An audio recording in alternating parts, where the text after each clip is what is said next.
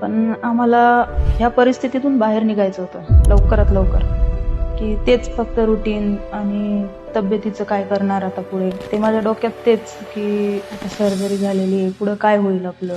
हा प्रवास जोपर्यंत तुम्ही एन्जॉय दोघं मिळून करत नाही, जसं आम्ही दोघांनी हा प्रवास एन्जॉय केला, त्याच वेळेस आम्ही हा पूर्ण 5 वर्ष कंप्लीट करू शकलो, की आता ह्या स्टेजपर्यंत आम्ही आलो. सर, आता ह्या सगळ्या प्रवासानंतर कमबॅक करणं खूप हार्ड असतं, Yes. डिफिकल्ट असतं.